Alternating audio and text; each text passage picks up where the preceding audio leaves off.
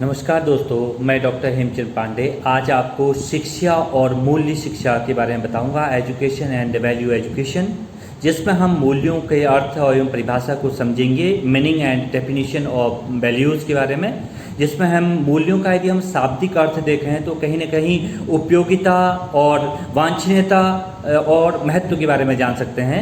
जिसमें सामान्यतः किसी समाज में जिन आदर्शों को महत्व का अर्थ है वेटेज दिया जाता है और इनसे उस समाज के व्यक्तियों का व्यवहार निर्देशित एवं नियंत्रित होता है, उन्हें उस समाज के मूल्य कहते हैं। परंतु भिन्न भिन्न जो अनुशासनों में इन्हें भिन्न भिन्न रूपों में लिया जाता है। और दर्शन शास्त्र में मनुष्य के जीवन के प्रति दृष्टिकोण को मनुष्य मूल्य की संज्ञा दी जाती है। और साथ ही साथ वेद मूलक दर्शनों के अनुसार मानव जीवन का चरम लक्ष्य जो है मोक्ष है। और चार्वाक तथा आजीवक जो दर्शनों के अनुसार भौतिक सुख को भोगना ये कहीं न कहीं मूल्य माने गए हैं। और भारतीय दार्शनिकों की दृष्टि से देखें तो मोक्ष और भोग दो भिन्न मूल्य हैं। और तभी तो मोक्ष में विश्वास रखने वालों का व्यवहार परमार्थ केंद्रित होता है। वो भगवान पर ज़्यादा विश्वास करते हैं, उनका आस्था भगवान के प्रति ज़्यादा होती है। भोग में विश्वास रखने वाले व्यक्तियों का स्वार्थ केंद्रित होता है। कहने का अर्थ है दोनों में अंतर है। कहने का अर्थ है जो भौतिक सुख को भोगना चाहते हैं उनका अलग है, और जो मोक्ष की प्राप्ति करना चाह रहे हैं उनके अनुसार मूल्य जो हैं अलग अलग हैं। और धर्मशास्त्र में नैतिक नियमों को मूल्य माना जाता है।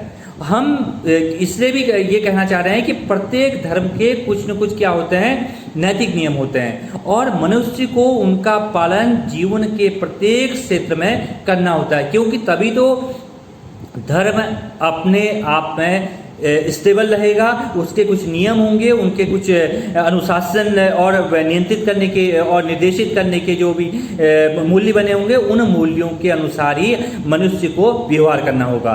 क्योंकि प्रत्येक धर्म हमें कहीं न कहीं अहिंसा के मार्ग को अपनाने की बात करता है, नॉन वायलेंस की बात करता है, और साथ ही साथ जो उसके नैतिक नियम होते हैं उन नैतिक नियमों के पालन के लिए हमें तत्पर और जागरूक करता है। साथ ही यदि हम बात करें जो मानव शास्त्रीय मूल्यों को सांस्कृतिक लक्ष्यों के रूप में कहीं न कहीं स्वीकार करते हैं। इसके यदि हम दृष्टिकोण से देखें तो संस्कृति और मूल्य जो हैं अभिन्न होते हैं मूल्यों के अंतर्गत।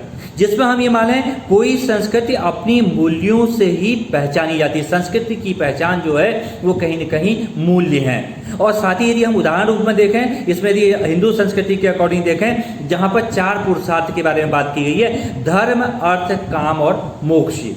कहने का अर्थ है धर्म को प्राथमिकता दी गई है, अर्थ को प्राथमिकता दी गई है, काम को प्राथमिकता दी गई है, और मोक्ष जो कि अंतिम, जिसको मैंने पहले भी कहा कि परमार्थ केंद्रित जिसे कहा गया था, वो परमार्थ केंद्रित में है।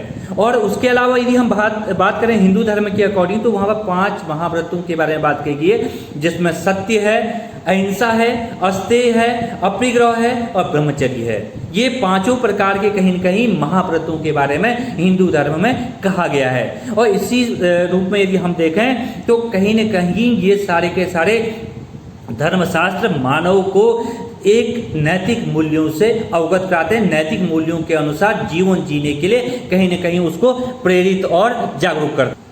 यदि हम मूल्यों में सबसे अधिक चिंतन देखें तो वो मनोवैज्ञानिकों और समाजशास्त्रियों ने किया है। क्योंकि मनोवैज्ञानिकों ने जो मूल्यों को मनुष्यों की रुचियों और अभिवृत्तियों और पसंदों के रूप में लिया है।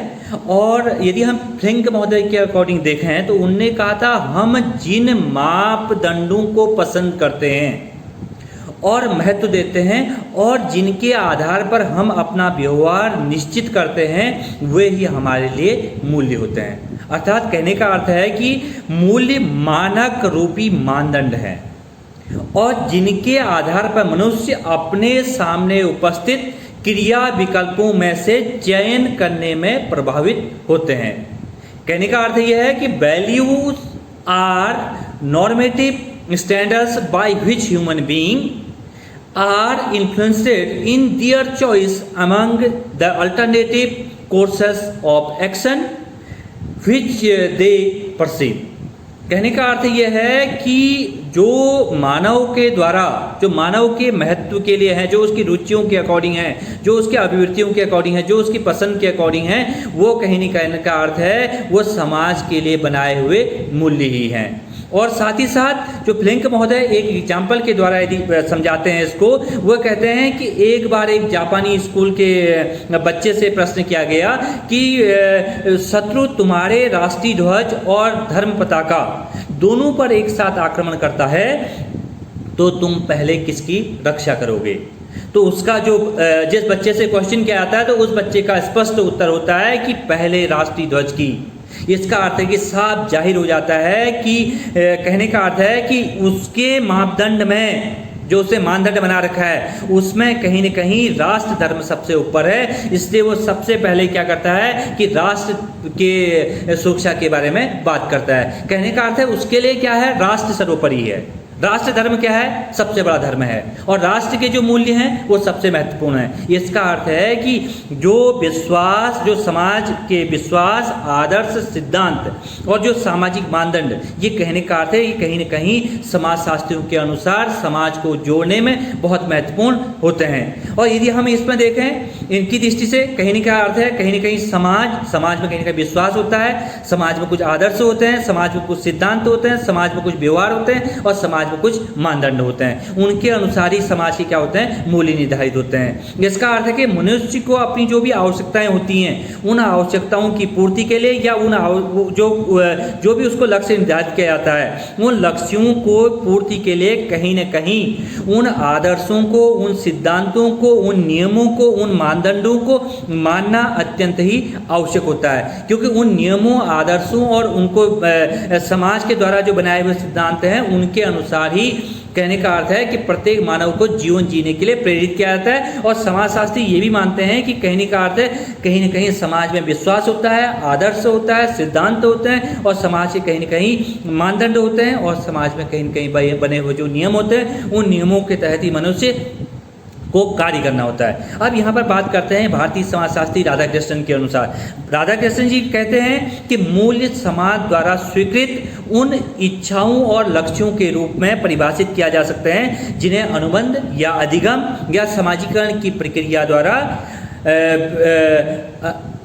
आंतरिकृत किया जा सकता है, तथा जो आत्मनिष्ठ अधिमान तथा मान या आकांक्षाओं के रूप में कहीं न कहीं धारण कर लेते हैं। इस प्रकार हम कह सकते हैं कि value may be defined as a social approved desires and goals that are internalized through the process of the conditioning, learning or socialization, and that becomes subjective performance standards and aspirations।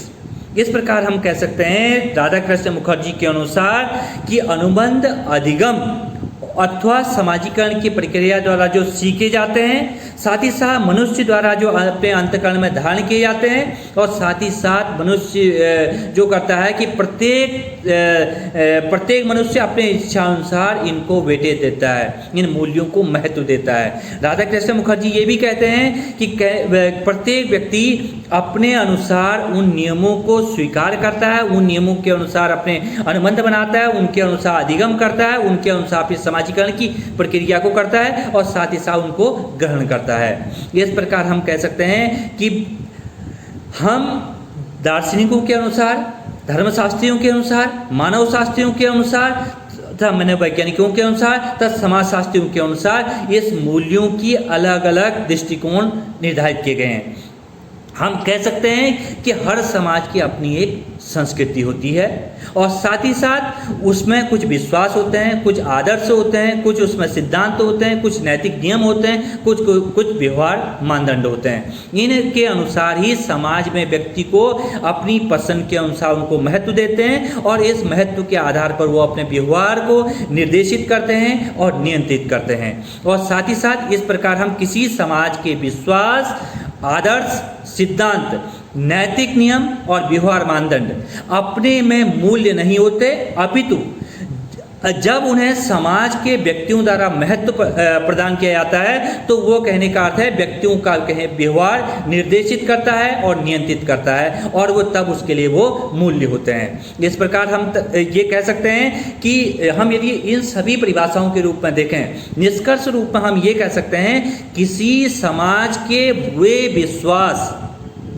विश्वास, आदर्श, सिद्धांत, नैतिक नियम और व्यवहार मानदंड जिन्हें समाज के व्यक्ति महत्व देते हैं और जिनके अनुसार व्यवहार निर्देशित और नियंत्रित होता है, उन्हें हम कहने का अर्थ है समाज और उसके व्यक्तियों के वो मूल्य होते हैं।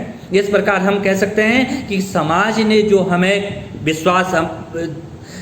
विश्वास है, जो सिद्धांत हैं, जो नैतिक नियम हैं और जो व्यवहार मानदंड है, ये सभी मिलकर के कहने का अर्थ है समाज में प्रत्येक व्यक्ति के लिए एक मूल्य रूप में स्थापित होते हैं। इस प्रकार हम कह सकते हैं कि मूल्य प्रत्येक समाज के लिए अलग अलग हैं और प्रत्येक धर्मशास्त्रियों ने इन्हें अलग अलग परिभाषित किया है, लेकिन समाज की व्यवस्था के लिए जो बनाए हुए नियम हैं वो सभी समान रूप से सार्वभौमिक हैं। इस प्रकार हम कह सकते हैं कि समाज के नियंत्रण के लिए और समाज को बैलेंस्ड करने के लिए ये सभी प्रकार के जो सामाजिक नियम हैं और जो शिक्षा में जो मूल्य निर्धारित किए गए हैं, वो कहने का अर्थ है समाज की सामाजिक व्यवस्था के निर्धारण के लिए अत्यंत ही अनिवार्य हैं।